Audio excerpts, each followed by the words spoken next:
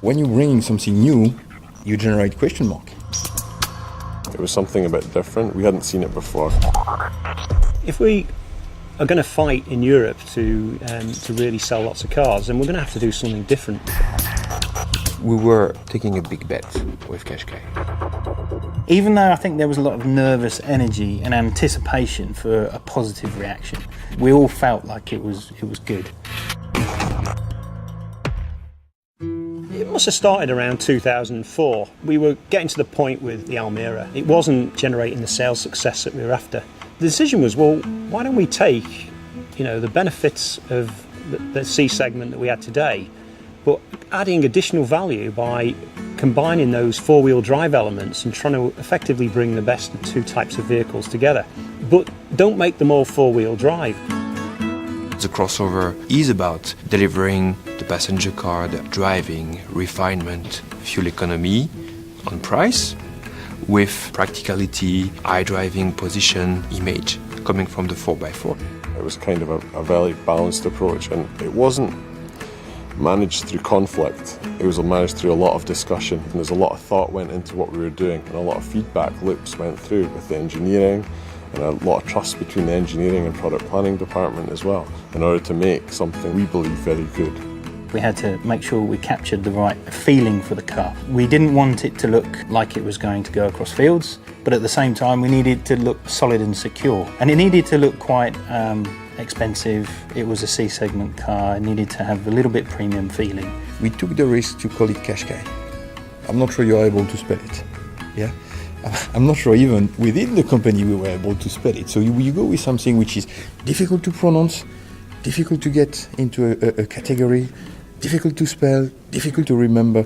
But I think we were so confident and passionate that we took those risks. We didn't really know how it was going to go, to be very transparent.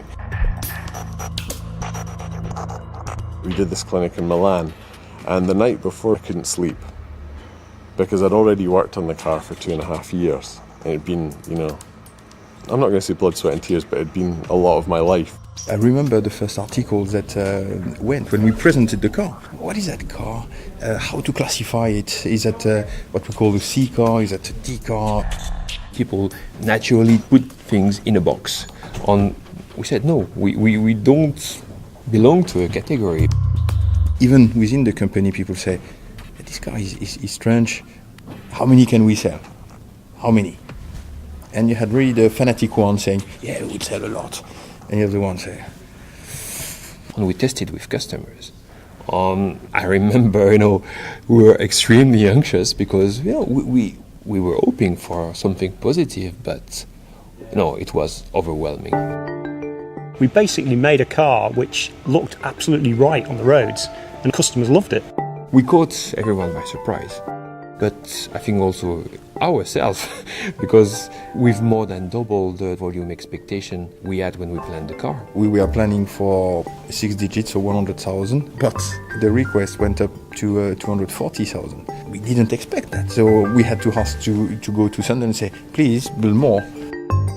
The car's a great success. We sold 2 million, and that's a phenomenal number.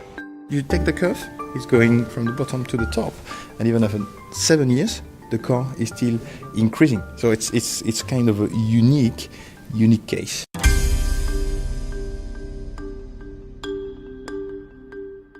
If we look at the new Qashqai and compare it to the old one, I think you can really see that we've kept a lot of the themes, we've kept the proportions and what it looks like. And what we've done is really listen to what a customer said, and we've just made it better. Normally when you develop a car, you go for one big feature or one big wow item, and that's the big focus. But what we tried to do on new Qashqai was we took the strengths of current Qashqai and we called it that 100 wow strategy. So it's a lot of small elements that you put together to make a big difference to the customer. So for example, we've improved the aerodynamics in order to improve the fuel economy. You have the safety shield, the Nissan chassis control, that will make the car drive much better than any other crossover or SUV. And doing things like being the first crossover to offer a 99-gram engine powertrain combination, it's a real step forward for the segment. I mean, none of our competitors are there yet at all.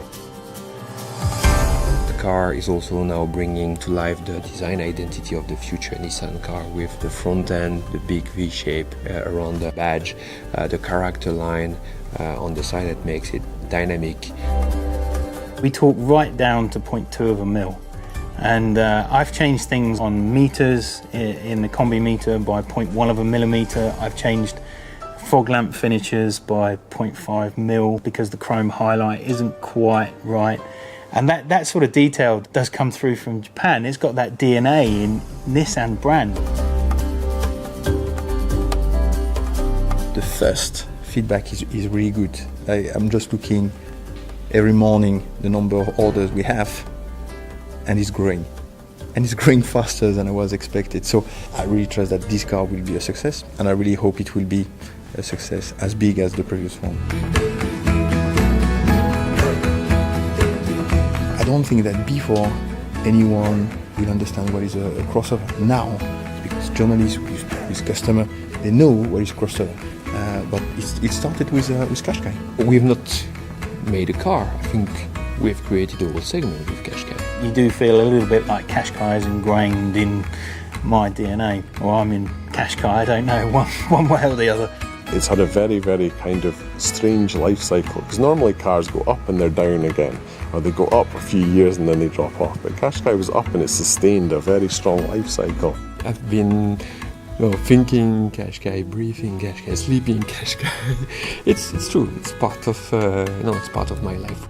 I've got a lot of emotion in this car. I've been involved in it right from the start, and there's a lot of love gone into this car, I would say. A lot of love.